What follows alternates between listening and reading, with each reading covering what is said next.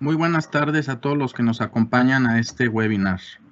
A nombre del Centro de Capacitación Carso, les damos la más cordial bienvenida. Mi nombre es Sergio Camacho Castañeda, coordinador del Centro de Capacitación Carso Guadalajara. El día de hoy tenemos una conferencia titulada Panorama de las instalaciones eléctricas en México, la cual será expuesta por el ingeniero Israel González Hernández. Al final de la presentación daremos un espacio para realizar preguntas acerca del tema. Les pedimos coloquen su nombre ya que se les dará preferencia a estas preguntas sobre las que sean anónimas. Adicionalmente pido de su apoyo para contestar una evaluación que dejaremos al final de la ponencia en una liga en la sección de preguntas y respuestas y a través de un código QR inserto en la última diapositiva. Sin más que agregar, cedo la palabra al ingeniero Israel González. Adelante, Israel. Muchas gracias, Sergio, muy amable. Gracias a todos los que nos acompañan a este webinar en donde vamos a ver un poquito del panorama de las instalaciones eléctricas que actualmente tenemos en México. Les comento que es un tema largo, así que lo tratamos de reducir al tiempo que se nos asignó para estar con ustedes. Esperemos que sea de su agrado. Y cualquier duda o comentario, con mucho gusto, al final dejaremos nuestro correo electrónico para que tengamos una retroalimentación. Sean todos bienvenidos y comenzamos. Bueno, el temario que brevemente vamos a abarcar es el siguiente. Instalaciones eléctricas de ayer y hoy, consumo de energía eléctrica en las casas, panorama de las instalaciones eléctricas actuales, problemas de carácter técnico que se presentan en las instalaciones eléctricas, consecuencias de las instalaciones eléctricas obsoletas, las propuestas para combatir estas problemáticas y las conclusiones de nuestro tema. Empecemos a abordar entonces el tema. Bueno, yo siempre comienzo con una pregunta sencilla en mis presentaciones y esta es la siguiente. ¿Y tú cuándo te acuerdas de tu instalación eléctrica? La pregunta es para todos nosotros. ¿Cuándo nosotros nos acordamos de nuestra instalación eléctrica? Hagan memoria. Y seguramente con lo que yo voy avanzando aquí, ustedes van a coincidir. Bueno, cuando nos quedamos sin luz y estamos a oscuras en casa, yo creo que nos acordamos de la instalación eléctrica, ¿verdad? Cuando nos llega caro el recibo de electricidad, también nos acordamos de la instalación. Cuando se nos descompone algún electrodoméstico o algún equipo eléctrico o electrónico, nos acordamos también de la instalación. O cuando recibimos una descarga eléctrica. Creo que la mayoría de nosotros coincidimos con alguno de estos puntos, ¿verdad? Pero solamente ahí nos acordamos de la instalación. De hecho, si no pasa alguna de estas cosas, a la instalación eléctrica ni le hacemos caso, lamentablemente. Las instalaciones eléctricas de ayer y de hoy han cambiado drásticamente. Las tecnologías de antaño eran tecnologías pues de bulbos, donde tenía un consumo de energía eléctrica muy elevado, aún estando conectadas pero apagadas, consumían aproximadamente un 30% de la energía cuando estas estaban prendidas. O sea, si tuviéramos un consumo de 100 prendido, apagados consumían 33 watts. O sea que era una tecnología obviamente muy consumidora de energía. Las tecnologías actuales han evolucionado para también ahorrar energía eléctrica. Entonces, las tecnologías de ayer y hoy han cambiado mucho. Vean, por ejemplo, lo que se tenía en una casa de los 80s. Se tenía obviamente lo indispensable, una televisión, un tocadiscos, las luces obviamente de toda la casa, algunos cuantos equipos electrodomésticos menores, pero no teníamos más, realmente muy poco. Y en la actualidad, en las casas de hoy, tenemos pantallas, equipos de sonido envolvente, tenemos diferentes señales satelitales, la mayoría de los electrodomésticos, incluso lo que son los de cocina, como lo que es los quemadores, se prenden con electricidad. Entonces, las tecnologías en la actualidad permiten una evolución gigantesca para mejoría de nosotros mismos. Pero la verdad de las cosas es que las instalaciones eléctricas que actualmente usamos nunca fueron modificadas para esta nueva realidad. Y por ahí hemos observado que se incrementan de 4 a 6 veces más los consumos de las casas modernas contra los consumos de las casas de los 80s. Y bueno, ¿qué tanto podemos conectar en una casa habitación?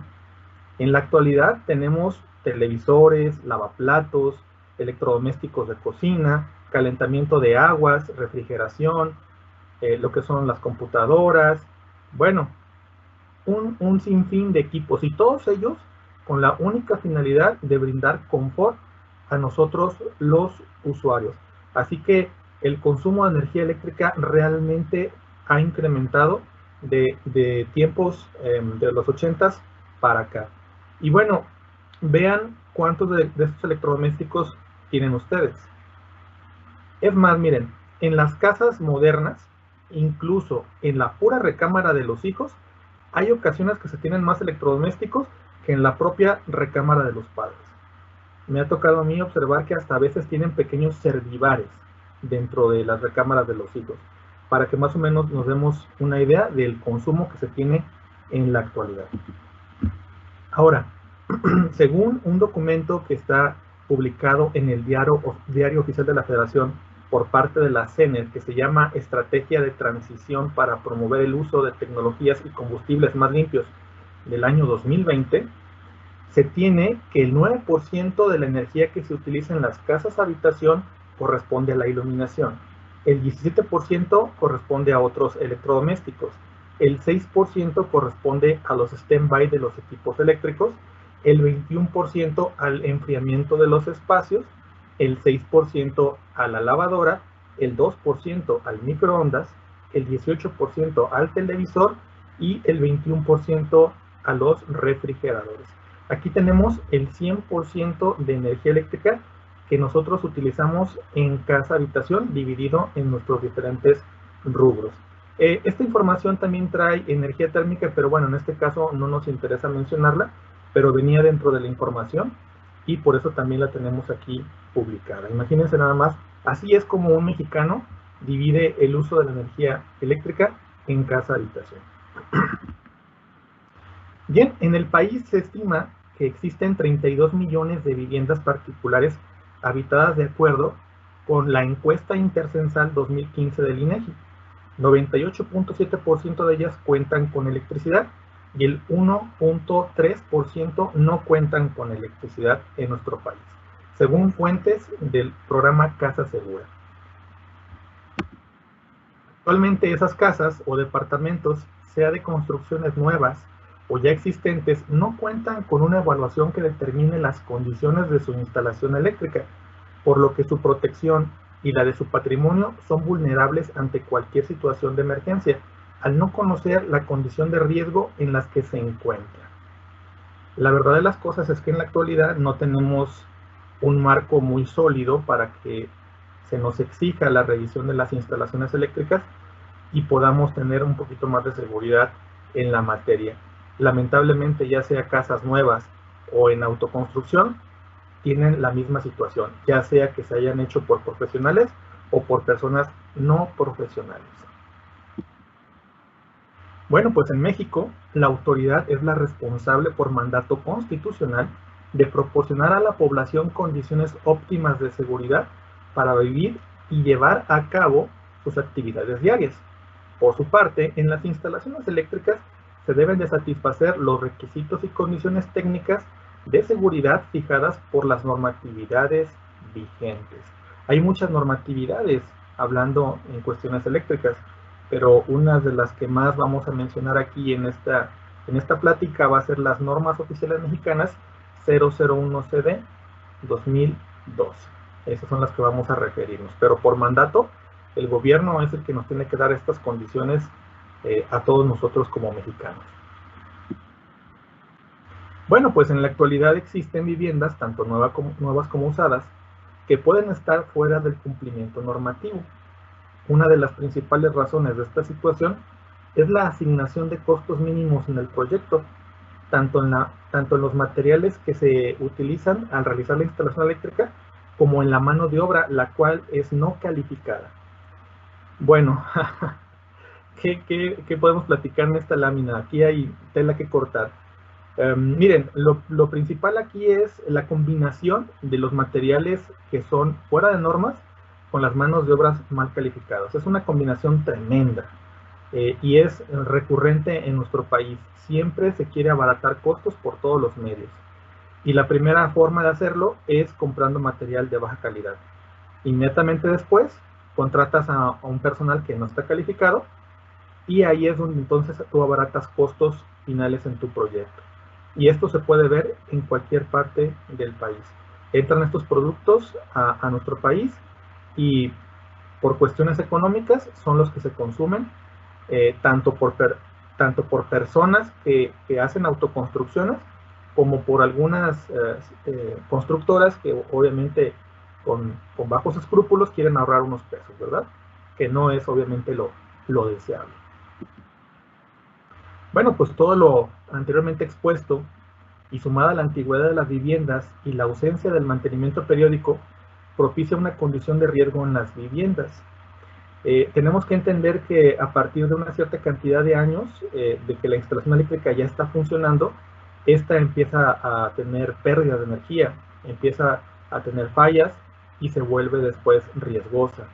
Entonces, en las instalaciones eléctricas tenemos que entender que todo tiene una vida útil, todo tiene un tiempo, un límite, y si nosotros no estamos conscientes de ese límite, lo que vamos a tener como consecuencias es una vivienda en pésimas condiciones cuando no se haya revisado, cuando no se haya actualizado a las condiciones de demanda actuales. Eso es lo que nos va a pasar.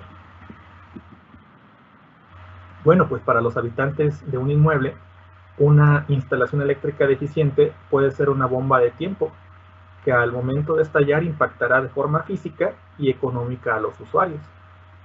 Bueno, la forma física es porque el deterioro produce riesgos que nosotros corremos al estar manipulando apagadores, receptáculos, centros de carga, salidas eléctricas, inclusive los propios equipos eléctricos. Y el impacto económico se da cuando ya se generó un problema y tenemos que solventar dicho problema, ya sea por haber generado una situación sobre nuestros cuerpos orgánicos, por haber tenido un problema, o por la reposición y modificación de la instalación eléctrica, ya que éstas se llegan a descomponer de tal manera que el cambio total a veces es totalmente necesario. Entonces, creo que ninguno de las dos situaciones está agradable y nosotros realmente no prevemos para que este tipo de problemáticas las podamos corregir. Creo que ninguno de nosotros tenemos un guardadito para que a los 15 o 20 años de que la instalación eléctrica fue instalada sea cambiada, sea modificada. O la pregunta que quiero hacerles es ¿cuántos de ustedes tienen ese guardadito para la modificación de su casa en un futuro? ¿Quién ya lleva algo guardado? Frente a un parque habitacional envejecido y con nulo mantenimiento de la instalación eléctrica, las viviendas en México se convierten en unidades contaminantes y consumidoras de energía al operar de manera deficiente y en alto riesgo. Veamos la figura de la izquierda. ¿Cuántos de nosotros no hemos visto esta escena en cualquier parte de la República Mexicana? Creo que es una constante. Y ni se diga cuando llegas tú a vecindades. Esto se vuelve una maraña. No puedes ni siquiera trabajar. Hay ocasiones en que nosotros preferimos decirle a la persona que nos contrata que le hacemos un trabajo externo, un trabajo fuera de los lugares donde están las concentraciones de medidores o los propios centros de carga y pasarlo por otra pared, otro muro de alguna otra manera y hacerlo completamente nuevo que tratar de modificar algo que ya existe. Y es obviamente esto en todo el país. Bueno, el programa Casa Segura hizo un censo y sobre esos censos sacó diagnósticos y tenemos la siguiente información. En la Ciudad de México, en edades mínimas de 15 años en las propiedades que se revisaron, el 60% de las propiedades todavía tiene presencia de fusibles, como la imagen de la derecha que tenemos aquí arriba. Esto quiere decir que las tecnologías todavía prevalecen antiguas en el 60% de estas propiedades. En el 20% de estas propiedades se encontraron terminales directamente expuestas, que corre obviamente riesgo el operador o el que vive en esta vivienda, porque puede ponerse en contacto directamente con los conductores energizados y generar sobre él un choque eléctrico. El 96% de las propiedades no contaron con sistemas de puesta a tierra.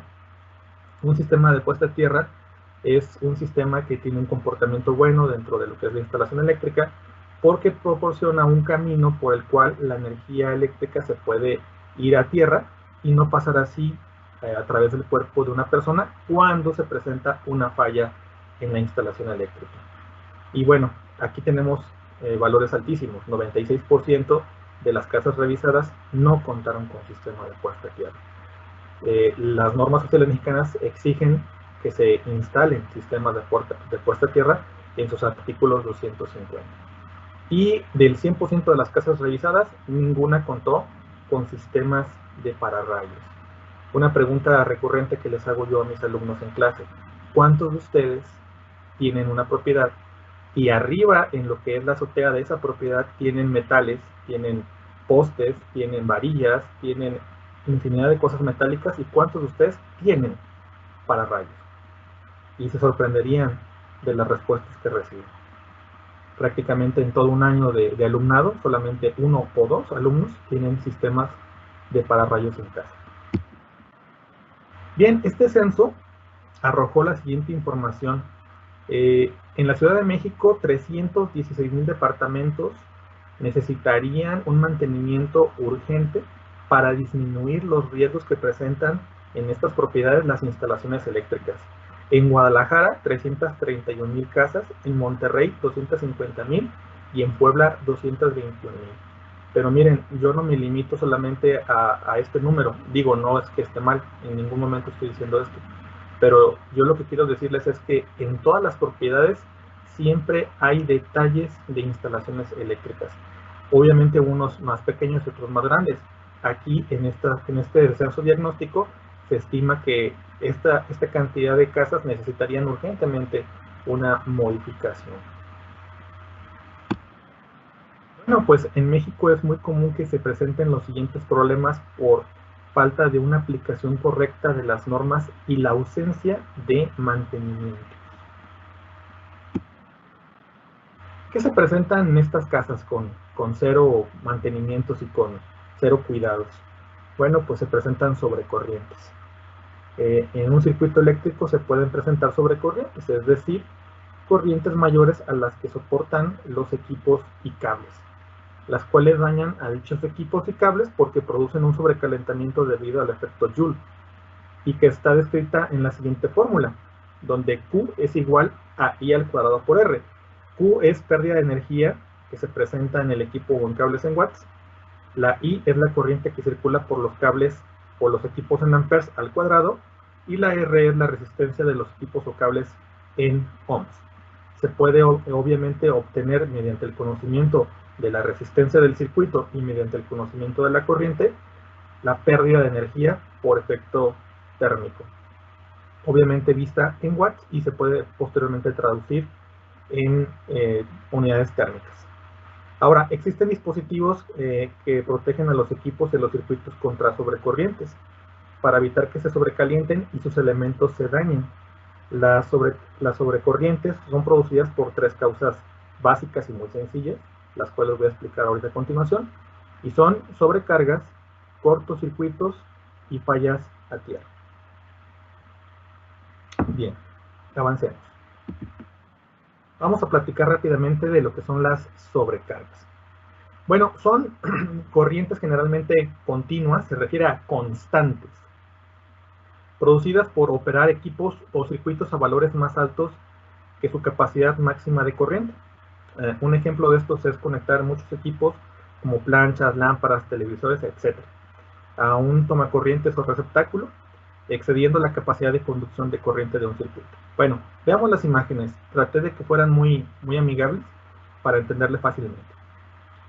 En la imagen de la izquierda tenemos un interruptor termomagnético, tenemos un cableado que alimenta un receptáculo, y luego tenemos una plancha y tenemos una lavadora. El cable dice que soporta 15 amperes y el receptáculo soporta 15 amperes. La pastilla también es de 15 amperes. O sea que el circuito en general tiene límite de 15. Y si ustedes conectan la lavadora consume 13, así que no tendrían ningún problema. Si ustedes conectan la plancha arriba que consume 5 sola, tampoco tendrían un problema. Pero ¿qué pasaría si tú conectas la lavadora y la plancha a la vez? Tú tendrías que sumar los 13 más los 5 y ya te daría 18. Estarías rebasando los 15 que soporta el receptáculo, los 15 que soporta el cableado y los 15 que soporta el interruptor. Bueno, si tenemos un circuito tal cual está instalado en nuestra imagen, la pastilla termomagnética tendría que dispararse. Pero el hecho de que se dispare no significa que la sobrecarga no se presentó. De hecho, se presentó. Y la sobrecarga es una condición por arriba del valor nominal del circuito. En este caso, por arriba de los 15 que teníamos de límite. Y esta situación se presenta en casa habitación en todo momento. ¿Saben cuál es el detalle? Que cuando se presenta esta problemática y las protecciones se disparan, le genera una incomodidad al usuario, y en vez de hablarle a un profesional, a un especialista, le habla a cualquier persona. Le habla, bueno, disculpen, pero le hablan a don toques, así le dicen en muchas partes de México a las personas no calificadas que hacen instalaciones eléctricas. Entonces le hablan a este personaje, y este personaje, en vez de solucionar el problema, cambia la pastilla por una de 30, 40 o 50 amperes, y después, cuando se conectan los equipos, ya no se genera un disparo, y el cliente queda satisfecho, pero realmente el problema no se corrigió. Se agravó, porque la protección acaba de ser modificada, y ahora el cableado va a sufrir, y el receptáculo va a sufrir. Esto de manera inmediata. Y posteriormente, los equipos, porque no van a estar funcionando adecuadamente. Entonces, la imagen de abajo que tengo aquí, permítanme activar mi puntero. Esta imagen que tengo aquí nos habla de la situación que vivimos cotidianamente. Esto que ustedes ven aquí, lo vemos continuamente en México y en diferentes ejemplos. La gente inclusive se pone ya a convivir con los problemas. No conectes esto con aquello porque se dispara la pastilla. No conectes esto con esto otro porque se queman los fusibles. Y así convivimos ya en México con este tipo de problemas, porque nos acostumbramos a ellos cuando realmente no debiéramos de hacerlo. Un problema que se presenta en las instalaciones eléctricas con ausencia de mantenimientos y modificaciones a futuro son los cortocircuitos. Los cortocircuitos, aquí nuestro texto dice que es un contacto producido entre dos o más conductores de un circuito, provocado por una falla del aislamiento que existe entre ellos. También por la manipulación de líneas activas. Cuando el operador hace la manipulación y junta las fases con las fases o la fase con el neutro, se produce un cortocircuito, no solamente por las fallas de aislamiento. Como su nombre lo indica, la corriente sigue un camino más corto, es decir, se crea un circuito de mucho menor resistencia, lo que produce que la corriente se eleve a valores muy altos debido a la ley de Ohm, donde la corriente es igual al voltaje sobre la resistencia. Bueno, rápidamente veamos esta imagen que tenemos aquí. Yo en la figura de la izquierda tengo un foquito que reporta 160 ohms, tengo una fuente de voltaje de 127 y la resistencia de mis cables, que siempre va a existir, aunque es mucho menor que la de la carga. Haciendo la sumatoria de lo que es mi resistencia total, yo tendría 160.1 ohms. Haciendo la operación de la corriente de la ley de Ohm, serían 127 entre 160.1, nos daría 0.79 amperes. Un valor para un foco de 100 watts. Pero si se genera una comunicación entre la fase y el neutro de este circuito, la corriente ya no va a fluir por el foco, sino que va a fluir por aquí, por las partes más sencillas. Entonces se elimina de nuestra sumatoria de resistencias este valor. Así que nuestro valor sería 0.1 ohms. Haciendo la operación serían 127 entre 0.1 ohms, daría 1270 amperes en un segundo. Esta cantidad de corriente es tan grande que fundiría, sin temor a equivocarme, lo que son los cableados y afectaría de una manera muy importante la instalación eléctrica, e incluso pudiendo llegar a provocar un incendio. Los incendios, vamos a hablar más adelante de ellos, pero son un factor muy, muy importante cuando hablamos de fallas de la instalación eléctrica. Bien, otra de las fallas más comunes son las fallas a tierra, que son contactos que se producen entre un conductor en tensión o vivo y una parte metálica de un equipo o de cualquier objeto, la cual no está diseñada para conducir corriente en condiciones normales. El contacto es provocado por una falla del aislamiento que existe entre las partes metálicas y el conductor con tensión. Este tipo de fallas puede ser muy peligrosas. Miren, nosotros nos damos cuenta de este tipo de fallas cuando suceden dos cosas. Punto número 1, llega muy caro el recibo de energía eléctrica. Y punto número 2, ya te diste un toque. Un toque con una mezcladora de agua, un toque con la lavadora, un toque con la secadora, con el refrigerador, con lo que son las protecciones de tu casa, con cualquier parte metálica que no deba de tener electricidad de manera normal. Entonces es muy parecido con lo que pasa con el agua. Te llega muy caro el recibo del agua y sabes que tienes por ahí una fuga en algún baño. O estás caminando por el jardín de tu casa y pisas un charco de agua en el jardín y se siente reblandecido el suelo, que ahí tienes una fuga. Ya te diste cuenta porque te mojaste y se te mojó el pie.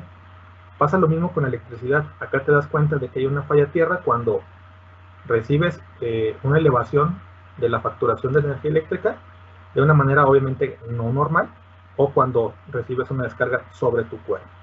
Para combatir este tipo de problemáticas se necesita invariablemente contar con dispositivos de falla a tierra, ya sea receptáculos, ya sea interruptores termomagnéticos o convertidores. Bien, ¿cuál es la consecuencia más grave de una instalación eléctrica obsoleta, sin mantenimiento periódico o en mal estado? La más grave, ¿cuál es la más grave? Acabamos de platicar de ella. Sí, efectivamente, los incendios.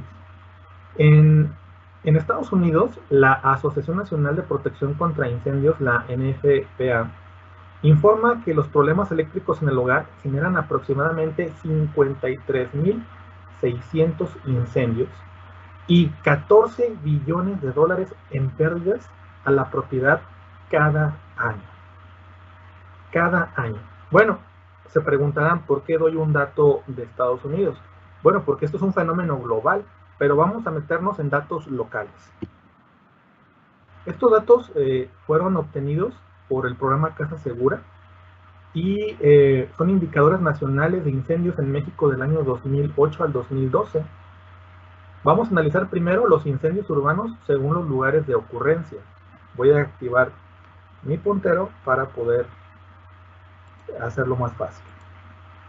Bien, incendios en inmuebles. En inmuebles se reportan 52.7% de incendios en casas habitación y un 47.3% en establecimientos industriales y comerciales. Decesos por incendios en inmuebles se reportan 83.6% en casa habitación y un 16.4% en establecimientos industriales y comerciales. Heridos por incendios en los inmuebles se reporta el 76.6% en casa habitación contra 23.4% en establecimientos industriales y comerciales. Las pérdidas materiales por incendios en inmuebles es del 67.8% en casa habitación contra un 32.2% en establecimientos industriales y comerciales. ¿Qué tal? Ahora, incendios en inmuebles por cortocircuitos. Analicemos las cifras.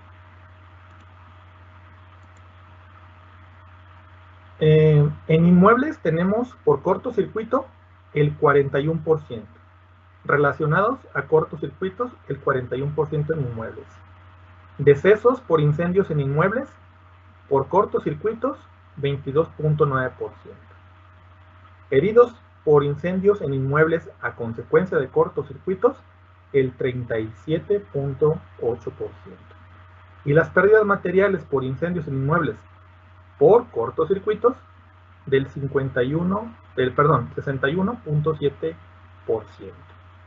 Estos datos fueron obtenidos, insisto, por el programa Casa Segura a partir del anuario estadístico por entidad federativa de varios años que el INEGI tiene. Ahora, de acuerdo con la Federación de Colegios de Ingenieros Mecánicos, Electricistas y Electrónicos y ramas afines AC de la República Mexicana, que se llama FECIME, el 33% de las defunciones por electrocución se producen en viviendas residenciales. El 33%, un tercio de estas problemáticas se dan en casa-habitación. Veamos aquí un ejemplo. Defunciones por electrocución a nivel nacional en el año 2009 por entidad federativa. Estado de México, 50 muertes por electrocución. Veracruz, 41. Distrito Federal, que en este caso sería Ciudad de México, 37. Y Jalisco, 36. Datos del FECIME y del INEGI. Bueno, ¿cuánto tiempo tardamos en tener un patrimonio? ¿Cuánto tiempo tardamos en tener una casa, un vehículo, un elemento de recreación como una bicicleta, una motocicleta o cualquier otro tipo de artículos que se les ocurra en su mente? ¿Cuánto tiempo? Algunos de ellos tardan varios años, otros tal vez meses y otros tal vez semanas, pero siempre es una cantidad importante de tiempo. ¿Cuánto tiempo tardaríamos en perder ese patrimonio? Piensen. Bueno, vamos a analizar un video del National Institute of Standard and Technology, que también por sus siglas en inglés se le dice NIST. Y el NIST, quiero que sepan que es una institución que se dedica a lo que es las metrologías, los estándares y la aplicación de la tecnología en Estados Unidos. Entonces ellos elaboran estudios acerca de incendios, y de estos estudios vamos a ver un video. No tiene sonido, pero está muy fácil de comprender. Acompáñenme, por favor. Miren, estamos en una casa en épocas navideñas. En la parte de abajo del pino se genera una chispa, provocada obviamente, haciendo alusión a un cortocircuito, y todo lo demás no tiene ningún tipo de acelerador, es algo normal. Vean lo que pasaría en una casa habitación, en un cuarto, en donde tenemos nuestros muebles, nuestras mesas, buróes, lámparas, luces, etc. Vean el tiempo. Yo quisiera que ustedes hicieran un análisis de cuánto tiempo tardan en despertarse. Y olvídense de cualquier fecha, pero específicamente en la navideña, porque vemos un árbol de Navidad. ¿Cuál es el tiempo de reacción de nosotros? ¿Cuál es el tiempo de reacción de un niño? ¿Cuál es el tiempo de reacción de un adulto mayor? El tamaño de esta habitación que ustedes están viendo, pues es un tamaño de una casa Infonavit aquí en México. En 48 segundos se oscureció completamente el lugar. 48 segundos.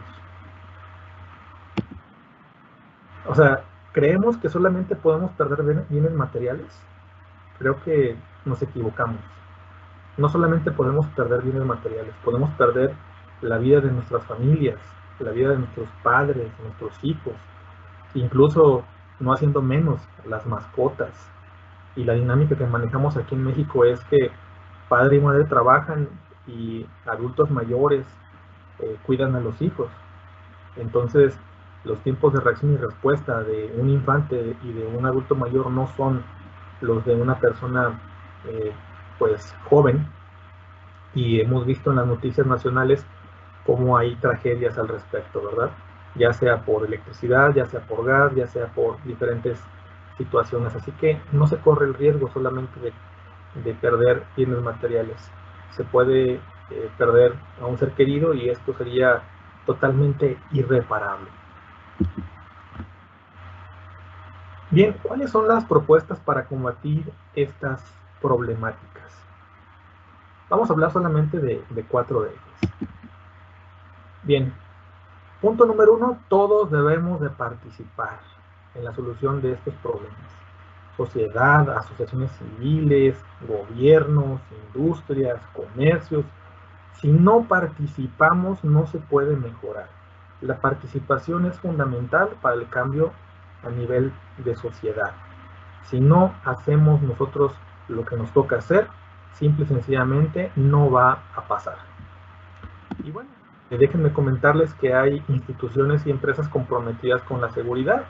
Está el programa Casa Segura, está la Cámara Nacional de Manufacturas Eléctricas, CANAMI, está la Secretaría del Trabajo y Previsión Social, está el AMPI, que es la Asociación Mexicana de Profesionales Inmobiliarios, la CONUE, la Comisión Nacional para el Uso Eficiente de la Energía, la CENER y el propio FECINE. Ahora, hay muchas más. Yo mencioné ahorita a las que tienen más relevancia, y de ellas quiero darle un agradecimiento al programa Casa Segura por proporcionarnos los datos estadísticos con los que se está armando esta presentación. Ellos han estado trabajando por muchos años y nuestro reconocimiento. Ellos tienen una labor muy ardua aquí en México y a nivel Latinoamérica, y están orientados a dejar el concepto de seguridad en la mente del usuario final de una instalación eléctrica y proporcionar las herramientas y el conocimiento para que estas personas tiendan a hacer las mejoras de su instalación eléctrica. Entonces, muchas gracias al programa Casa Segura. Bien, otra situación que podemos hacer es la aplicación correcta de las normatividades vigentes y la revisión periódica obligatoria de las instalaciones eléctricas. Bien, la Ley Federal sobre Metrología y Normalización, la Ley del Servicio Público de Energía Eléctrica, el reglamento de la Ley del Servicio Público de Energía, la norma oficial mexicana NOM 0010-2012 y la NOM 029 STPS y la NOM 002 STPS 2010 contemplan que se deben realizar revisiones y cumplir con instalaciones seguras. No solamente lo decimos los docentes, no solamente lo dice una persona en particular, lo dicen las leyes, lo dicen las normatividades. Esto es algo que se debe de obligatoriamente hacer. Y los tiempos o periodicidades recomendados son no mayores a 5 años. Bien, la NOM 0010-2012, que es la única en la que voy a generar una explicación, tiene como objetivo establecer las especificaciones y lineamientos de carácter técnico que deben satisfacer las instalaciones destinadas a la utilización de la energía eléctrica, a fin de que ofrezcan condiciones adecuadas de seguridad para las personas y sus propiedades, en lo referente a la protección contra los choques eléctricos, los efectos térmicos, las sobrecorrientes, las corrientes de falla, las sobretensiones y cualquier problemática que se pueda presentar en la manipulación y uso de la energía eléctrica. Las normatividades van evolucionando.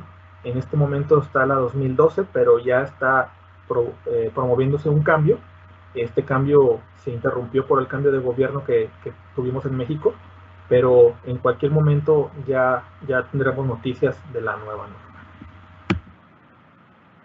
Bien, para que una instalación existente cumpla con la NOM 001CD, debe contar por lo menos con los siguientes elementos sin limitarse. 1. Cantidad de circuitos suficientes para la carga instalada. 2. Contar con los conductores de puesta a tierra de protección y electrodos de la puesta a tierra. 3. Tener un centro de carga con cantidad y dimensiones de interruptores adecuada. 4. Contar con el número suficiente de tomacorrientes y evitar extensiones. Y 5. Contar con tomacorrientes con protección de falla a tierra en zonas húmedas. Esto es sin limitarse. Bien, otra situación que podemos implementar es la certificación para electricistas residenciales. Por ejemplo, el estándar de competencia EC0118, realización de instalaciones eléctricas en edificaciones de vivienda. Es uno de los estándares a los que nos podemos abocar en este momento. Ahora, primero que nada, ¿qué son los estándares de competencia? Bueno, pues son las definiciones de los conocimientos, habilidades, destrezas y actitudes requeridas para que una persona realice cualquier actividad productiva, social o de gobierno con un nivel alto de desempeño definido por los propios sectores. Para desarrollar un estándar de competencia, el Comité de Gestión por Competencia se apoya en grupos técnicos de expertos, quienes son capacitados por el conocer en el proceso de la elaboración del estándar. Bueno, ha tomado una relevancia muy importante el conocer. El conocer es el Consejo Nacional de Normalización y Certificación de Competencias Laborales. Y en nuestro país en este momento hay muchísimos estándares a los que podemos tener acceso para obviamente estar certificados. Aquí podemos ver unas cuantas certificaciones de su servidor. La certificación de la izquierda es de realización de instalaciones eléctricas en edificaciones de vivienda. La que se ve en medio es la evaluación de candidatos con bases en estándar de competencias, y estas cada cierta cantidad de tiempo se tienen que renovar. Aquí la imagen de la derecha es una renovación que yo hice de realización de instalaciones eléctricas, y bueno, pues cada cierta cantidad de años tenemos que estarnos actualizando.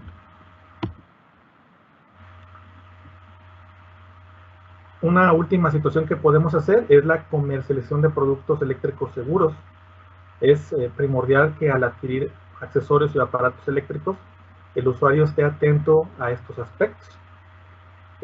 ¿Cuál de ellos sería? Bueno, analicemos. Que el producto tenga el sello NOM o ANSI.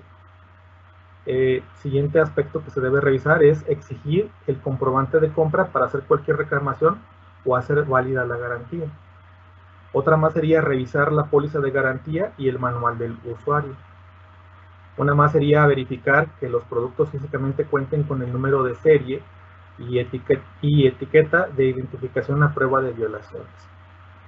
Una más sería la evaluación de precios. La variación de precios son una forma de diferenciar entre los productos legales de los productos piratas. Si un producto realmente te cuesta, bueno, voy a hablar de una cantidad ficticia, pero si te cuesta 100 pesos y lo encontraste en la calle en 10, bueno, pues probablemente se verá igual que el original, pero no lo va a hacer. Es muy importante que los productos cumplan con las normas específicas por nuestro país, ya que ampara la calidad que debe tener, ya sea un fabricante, ya sea fabricado en nuestro país o ya sea importado. Vamos haciendo un pequeño resumen antes de pasar a lo que es la sección de preguntas y respuestas con este pequeño video del programa Casa Segura.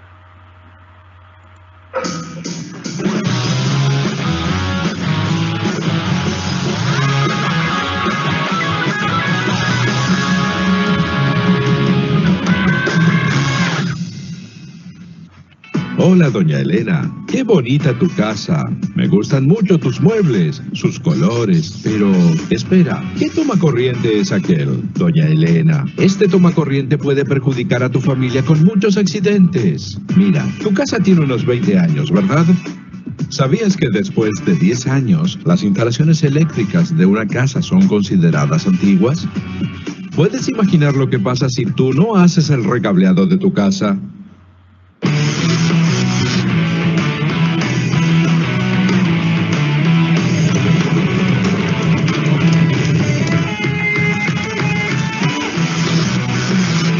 Doña Elena, de nada vale tener una casa que afuera sea bonita si la instalación que está adentro no es segura. Prevención es la solución. Conozca más tips sobre seguridad eléctrica en el sitio web del programa Casa Segura y también en las redes sociales. Bien, ¿qué tal? Muy descriptivo, ¿verdad? Bueno, vamos concluyendo nuestro tema. La electricidad actualmente es muy útil, nos brinda seguridad, confort y bienestar. Pero una instalación eléctrica que nunca ha sido cuidada se vuelve riesgosa, efímera y costosa. Por tanto, ¿cuáles son los aspectos que se deben de cuidar al elaborar una instalación eléctrica? Bueno, usar solo material de calidad, importantísimo. Si nosotros no cuidamos los materiales, vamos a caer no solamente en malas prácticas, sino en situaciones de riesgo. En lo que son los usuarios, vamos a ver ahí las consecuencias, no en el instalador, sino en el usuario final. Respetar el reglamento eléctrico vigente. Si ustedes tienen un reglamento, bueno, este reglamento ya pasó por estudios para que alguien lo pueda seguir. Y nosotros ya nos ahorramos el tiempo de estar en ese comité de expertos, ¿verdad? Ese comité ya determinó lo que se debe de seguir. Nosotros tenemos solamente que respetar esas reglas. La mano de obra debe ser calificada. Otro punto importante. Aquí en México estamos muy acostumbrados a la autoconstrucción, no estamos acostumbrados a contratar a profesionales, pero bueno, ya inclusive hay estándares de competencia en donde una persona aún no haya estudiado de manera formal, pero sí tenga todos los conocimientos necesarios, puede entrar a una certificación y demostrar su expertise y ser certificado y tener obviamente mayor tranquilidad nosotros como que lo contratamos, ya que sabemos que sí sabe del tema, ¿no? Realizar mantenimientos periódicos no mayores a 5 años por personal certificado. Mientras los periodos de mantenimiento sean más largos, las consecuencias que tengamos de las problemáticas que se presentan en la instalación van a ser más graves, más severas. Así que si los tiempos de mantenimiento son cortos, pues obviamente tendremos la facilidad de hacer las reparaciones a menor tiempo y a menor costo. Y recuerden, siempre la seguridad es nuestra responsabilidad. No queramos responsabilizar a nadie más, es nuestra responsabilidad. Bueno, pues yo agradezco muchísimo su atención. Pasamos los micrófonos a mi compañero Sergio para la sección de preguntas y respuestas. Muchas gracias. Bien, muchas gracias, ingeniero Israel, por tu valiosa exposición. Tenemos ya por aquí un par de preguntas. Les pedimos que nos apoyen con alguna pregunta que tengan, alguna duda que tengan. Ahorita es el momento de poder preguntarles sus dudas aquí al ingeniero. Y pues bueno, vamos a pasar entonces a leer la primera pregunta. Aarón Tiznado nos dice lo siguiente: buenas tardes, ¿por qué las normas no aplican en unidades habitacionales? Creo que así se podrían evitar muchos accidentes. Gracias, Aarón, por tu pregunta. Bueno, mira, tenemos que tener una modificación en la legislación para que se vuelva obligatoria y de hecho los diferentes sectores eléctricos del país están luchando por eso.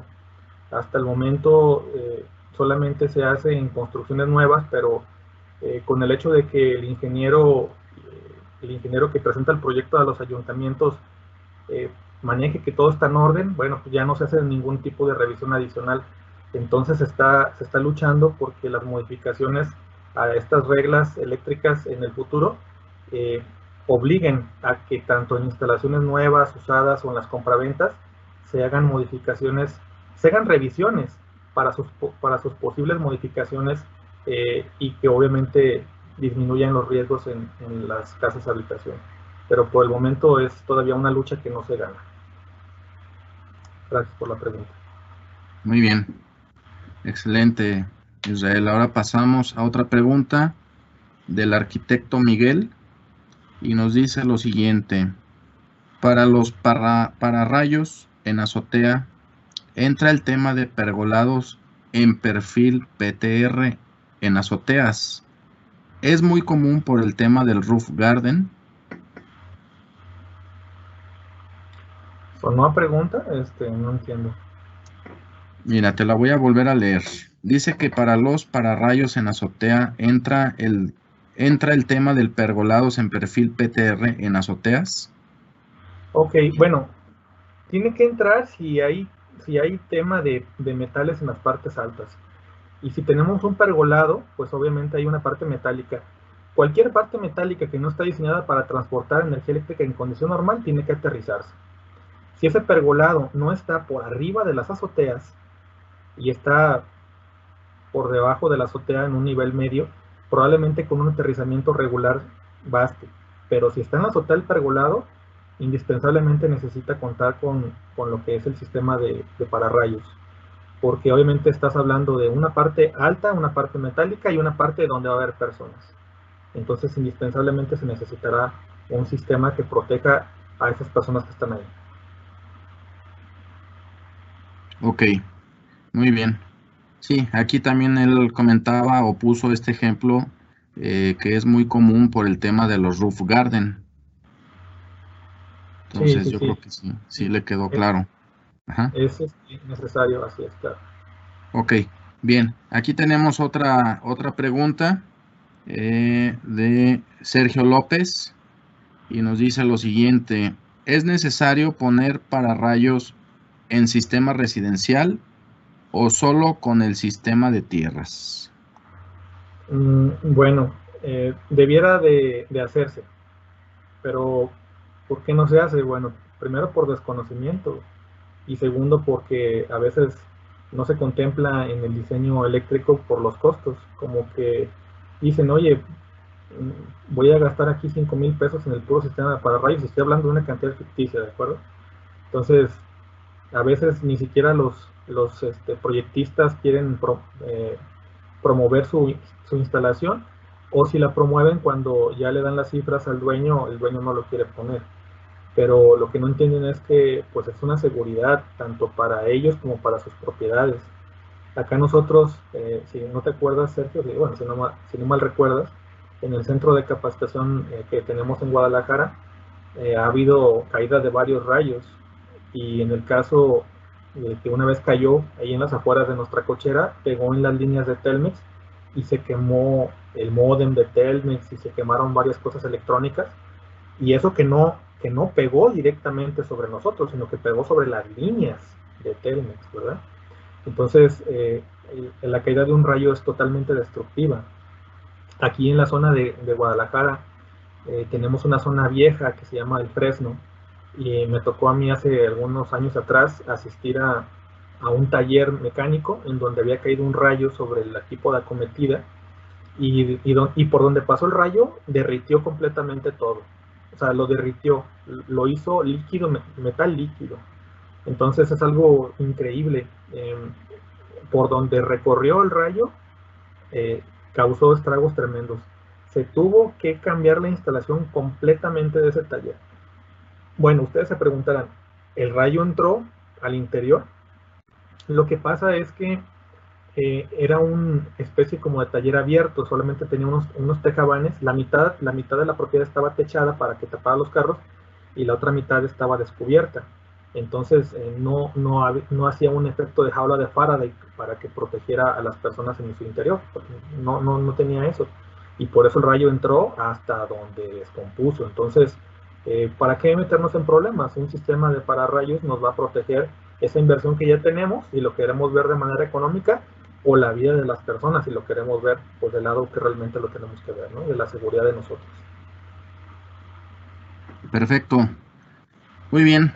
Pues bueno, creo que el tema, Israel, ha quedado muy claro respecto pues a todo lo que ahorita nos estuviste platicando, en las conclusiones que son muy claras.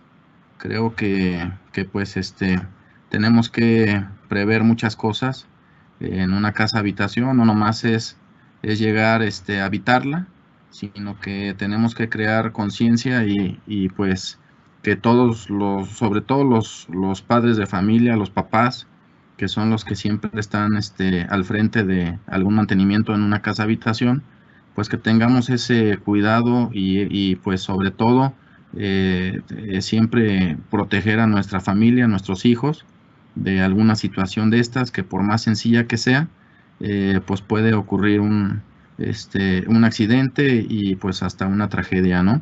Entonces, Sí, exacto. si puedes dar oportunidad para agregar algo más. Adelante. Yo siempre soy de la mentalidad que es mejor prevenir que lamentar, ¿verdad? Si nosotros no vemos la modificación de las instalaciones eléctricas por el lado correcto, creo que no lo vamos a entender. Una instalación eléctrica tiene una vigencia, una vida útil, y después de que esa vida útil llega a su fin, esa instalación es un riesgo. Y las primeras personas que padecen esos riesgos son nuestros hijos, los infantes y nuestros adultos mayores. Ellos son los primeros. Inmediatamente después venimos lo que son los adultos, que somos un poquito más jóvenes, pero todos tenemos un nivel de riesgo, ¿verdad?, sobre la manipulación de esa instalación eléctrica. Entonces, si todo tiene una fecha de caducidad, tenemos que prepararnos para cuando llegue esa situación y que no nos agarre pues desprevenidos. Les platico rápidamente, hace algunos años atrás, haciendo una revisión aquí en las orillas de la ciudad de Guadalajara, hice una revisión de una casa tipo Infonavit a una señora. Y bueno, yo lo que le pedí fueron por lo menos 10 recibos, o recibos cuando menos de un año de antigüedad. Y todos los recibos que ella me dio tenían un consumo de entre 800 a 1000 pesos. Entonces, yo le dije que esos valores pues eran altos y que también dependía mucho de la cantidad de personas que vivieran ahí. Y bueno, la señora me concluyó que ella solamente vivía con su hijita chiquita y nadie más estaba en esa vivienda y que la mayoría del tiempo se la pasaba trabajando y que prácticamente solo llegaba a dormir. Entonces, bueno, pues según sus dichos y según la revisión, yo dije, bueno, ¿sabe qué? La instalación realmente tiene un deterioro muy grande, no es compatible con la forma de vida que usted tiene. Lo más probable es que esta instalación desde de muchos años atrás, antes de que usted la rentara, pues ya tuviera estas problemáticas de abuso de consumo de energía eléctrica sobre ella y su estado de obsolencia, bueno, pues ya llegó, ¿no? A la instalación. Entonces, yo le confirmé algo, pues que los clientes no quieren escuchar, ¿no? Que la instalación eléctrica prácticamente ya no sirve y que se tiene que cambiar. Y le hacía dos alusiones. Le digo, mire, si la casa es suya, tiene que hacer forzosamente el cambio de la instalación. Y si la casa no es suya, bueno, pues cámbiese de lugar y renta en otro lugar más seguro, porque con lo que está pagando de la instalación eléctrica por su antigüedad, pues yo creo que pudiera fácilmente rentar una casa hasta de mejor nivel, ¿no? Y la señora se quedó triste porque es un diagnóstico muy fuerte y si lo hacemos como una alusión a una persona, es como si a la persona le dijeran, oye, pues tienes que hacerte una cirugía y la cirugía vale $500,000. O sea, no tenemos ese dinero para hacer esas modificaciones, ¿verdad? Entonces, ¿qué pasaría si nosotros nos ponemos conscientes y hacemos revisiones periódicas? Bueno, pues obviamente lo que le vamos a invertir va a ser poco y se van a hacer largos las vidas útiles de esas fincas. Entonces, no hay que verlo solamente por la situación económica. La vida de una persona vale más que la economía que le puedas invertir en la instalación. Así que véanlo por lo que es protección de las familias. Muy bien, ingeniero Israel. Pues muchas gracias al ingeniero Israel González Hernández por esta ponencia. Si no ha dado tiempo de contestar sus preguntas, les pedimos las hagan llegar al correo que aparece en la diapositiva. Asimismo, a todas las personas que han preguntado por la presentación, les comento que la ponencia se subirá al canal de YouTube de Condumex, del cual ya está la liga en el chat. En estos momentos ya la pueden ir revisando. Y finalmente les pido que nos ayuden a contestar una pequeña evaluación a través del código QR que se muestra en la pantalla o en la liga que se colocó ya en el chat. Ya está también la liga de evaluación. A nombre del Centro de Capacitación Carso, agradecemos a cada uno de ustedes su presencia en este webinar y los invitamos a seguir participando en las futuras sesiones que tendremos. En nuestras redes sociales estaremos posteando las ligas para el registro.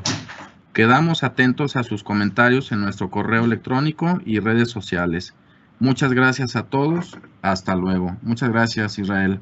Gracias a todos, gracias Sergio. Buena tarde a todos, muy amables.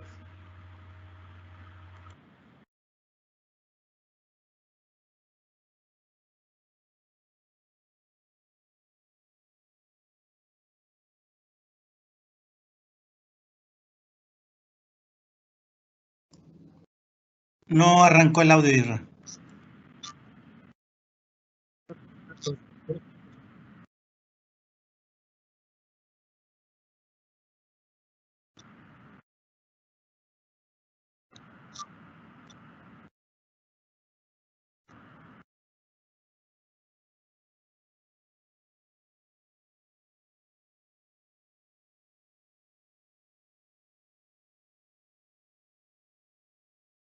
Bien, dejamos unos segunditos aquí la última lámina con el correo del ingeniero, con el QR, la liga del YouTube. Dejamos aquí un par de segunditos para que nos ayuden con la evaluación y poder, pues ver sus comentarios, que todo esto nos va a dar retroalimentación. Muchas gracias. Buenas tardes. Gracias a todos. Buenas tardes.